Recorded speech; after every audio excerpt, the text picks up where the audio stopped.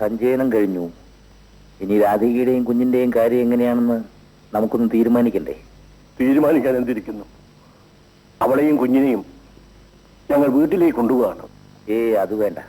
ശ്രീധരനില്ലെങ്കിലും അവന്റെ ഭാര്യയും കുഞ്ഞും ഞങ്ങൾ കന്യരാണ്. ഇവർ ഞങ്ങളുടെ വീട്ടിൽ കഴിയട്ടെ.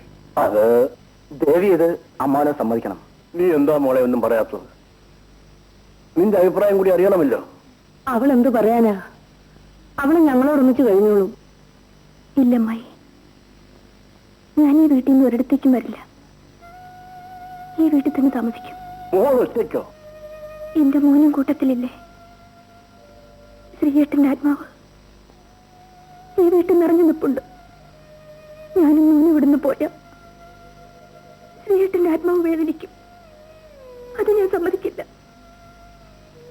ഞങ്ങൾ ഇവിടെ തന്നെ കഴിഞ്ഞോളാം. അച്ഛൻ ഒന്നുകൊണ്ടും വിഷമിക്കണ്ട. പാടത്തും പറമ്പിലും ചെയ്യിക്കേണ്ട ജോലികളൊക്കെ ശ്രീയേട്ടന്റെ കൂടെ ഞാൻ പരിചയിച്ചിട്ടുണ്ട്. എന്റെ മോന്റെ കാര്യങ്ങൾ നോക്കി ഞാനിവിടെ കഴിഞ്ഞോളാം. അച്ഛൻ എന്നെ തടയരുത്. അങ്ങനെ തന്നെ തീരുമാനിക്കുന്ന അമ്മ നല്ലത്. എന്നും വന്ന് വേണ്ടതൊക്കെ അന്വേഷിക്കാൻ ഞങ്ങളുടെ അടുത്ത് തന്നെ ഉണ്ടല്ലോ. എല്ലാവർക്കും അതാണ് താല്പര്യമെങ്കിൽ അങ്ങനെ തന്നെ നടക്കട്ടെ. അപ്പൊ ഞങ്ങൾ ഇറങ്ങട്ടെ. ഞങ്ങൾ രാവിലത്തെ ബസ്സിന് പോകുമ്പോ അതുവഴി കയറിയിട്ടേ പോകാവൂ. ശരി, വരട്ടെ മോളെ.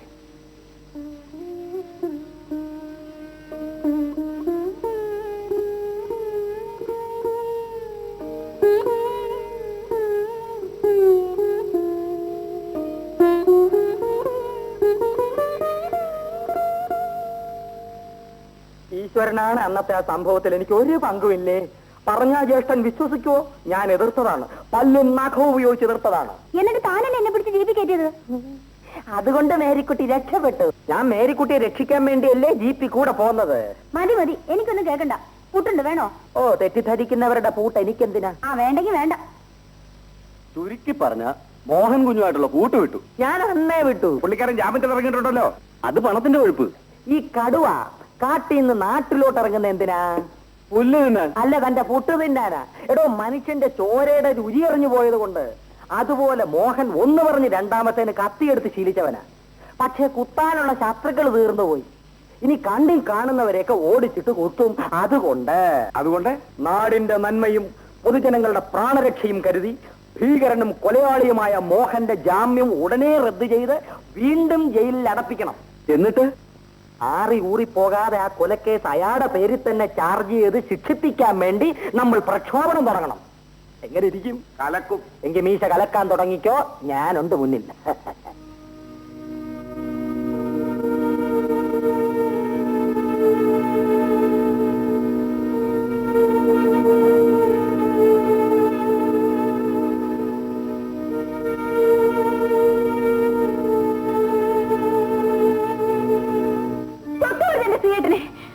പണം ഉണ്ടെന്ന് ചെന്ന് കരുതിയോ? നിങ്ങൾക്ക് ധൈര്യമുണ്ടോ കൊല്ലാൻ? എങ്കിൽ ആദ്യം എന്നെ കൊല്ല്. കൊല്ല്. എന്റെ ഭർത്താവിനെ മിസ്റ്റർ മോഹൻ കൊല്ലുന്നത് ഞാൻ കണ്ടില്ല.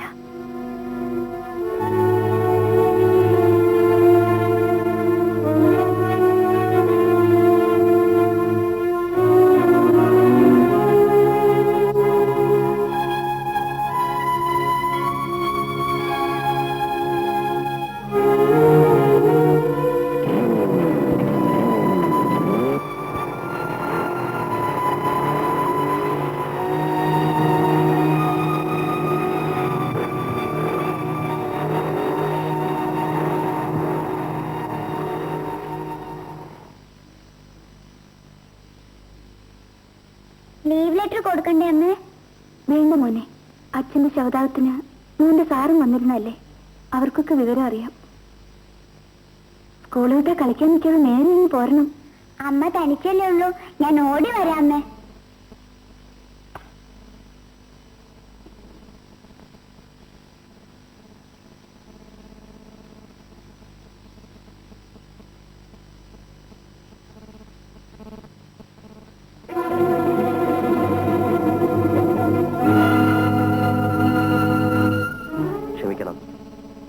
എന്തു വേണം?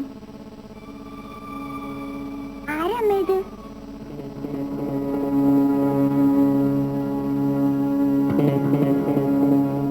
എന്റെ പേര് മോഹൻ.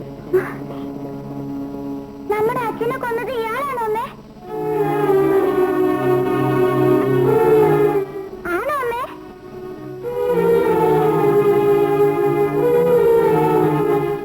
അല്ല മോനെ. പിന്നെ ഞാൻ പറഞ്ഞാ മതിയോ? അങ്കിൾ, മോന്റെ അമ്മയുടെ സഹോദരൻ. മോന്റെ പേരെന്താ? അണ്ണൻ. നല്ല പേര്. ഞാൻ സ്കൂളിൽ പോയിക്കോട്ടെ അമ്മേ? ഇരിക്കൂ. വേണ്ട. കുട്ടിയോട് പറഞ്ഞത് ആത്മാർത്ഥമായിട്ട് തന്നെയായിരുന്നു. സംശയം തോന്നാൻ കാര്യം? പോലീസ് സ്റ്റേഷനിൽ വെച്ചും നിങ്ങൾ ഇത് തന്നെ പറഞ്ഞു. ഇപ്പോഴിങ്ങോട്ട് വരാൻ ധൈര്യം ഉണ്ടായതും അതുകൊണ്ട് തന്നെയാണ്. വന്നത് എന്തിനാണെന്ന് പറഞ്ഞില്ല. മിസ്റ്റർ ശ്രീധരന്റെ കൊലപാതകത്തിൽ എല്ലാവരും എന്നെ സംശയിക്കുന്നു. പക്ഷെ നിങ്ങൾ മാത്രം അങ്ങനെയല്ല. എന്താ കാര്യം? എന്റെ അമ്മയും അമ്മാവനും പോലും എന്നെ സംശയിക്കുന്നു. പക്ഷെ നിങ്ങൾ സംശയിക്കുന്നില്ല. അതെന്തുകൊണ്ടെന്നറിയാൻ വേണ്ടി മാത്രമാണ് ഞാൻ വന്നത്. ഒട്ടും പ്രതീക്ഷിച്ചിട്ടുണ്ടാവില്ല എന്നെനിക്കറിയാം. കൊന്നത് നിങ്ങളായിരുന്നെങ്കിൽ ശ്രീയേട്ടന്റെ കയ്യിലുണ്ടായിരുന്ന പണവും അവിടെ തന്നെ ഉണ്ടാകുമായിരുന്നു. ഞാൻ പണം എടുക്കില്ലെന്ന് നിങ്ങൾക്ക് എന്താ ഉറപ്പ്? കൊന്നത് നിങ്ങളാണെങ്കിൽ കൊല്ലാനുള്ള പ്രേരണ പണമായിരിക്കോ? ആയിരിക്കില്ലെന്നുള്ള സത്യമല്ലേ? ഇതൊരു തെറ്റായ ധാരണ ആയിക്കൂടുന്നില്ല. ഏതായാലും മറിച്ചെന്ന് തോന്നുന്നില്ല. ധാരണ തെറ്റിയിട്ടില്ല സഹോദരി. കൊന്നത് ഞാനല്ല. ആരാണെന്നൊട്ട് അറിയുകയില്ല. ഏതായാലും എന്നെ മനസ്സിലാക്കിയ ഒരാളെങ്കിലും ഉണ്ടല്ലോ ഈ ലോകത്ത്. പണമുണ്ടെങ്കിൽ ഈ നാട്ടിൽ എന്തും ആകാം എന്നല്ലേ ഇതിന്റെ അർത്ഥം?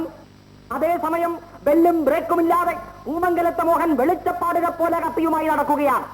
അവന്റെ നേരെ നോക്കുന്നവരെ എല്ലാം അവൻ കൊത്തും. നാട്ടുകാരെ, ഈ ഭയാനകമായ ചുറ്റുപാടിൽ നിന്നും രക്ഷപ്പെടാൻ ഒരൊറ്റ വഴിയേ ഉള്ളൂ. നിങ്ങളെല്ലാവരും ഓരോ കൊച്ചുപിച്ചാത്തി മേടിക്കണം. അതെപ്പോഴും നിങ്ങളുടെ അരഞ്ഞാണ ചരട് പോലെ നിങ്ങളുടെ അരയിലുണ്ടായിരിക്കണം. മോഹൻ കത്തിയെടുത്താൽ നിങ്ങളും കൊച്ചുപിച്ചാത്തി എടുക്കണം. ജീവനിൽ കൊതിയുള്ള മോഹൻ നിങ്ങളുടെ കത്തി കണ്ട് പേടിച്ചു വിരണ്ടോടും. നിങ്ങൾ നിർഭയരായിരിക്കണം, ചങ്കൂറ്റമുള്ളവരായിരിക്കണം.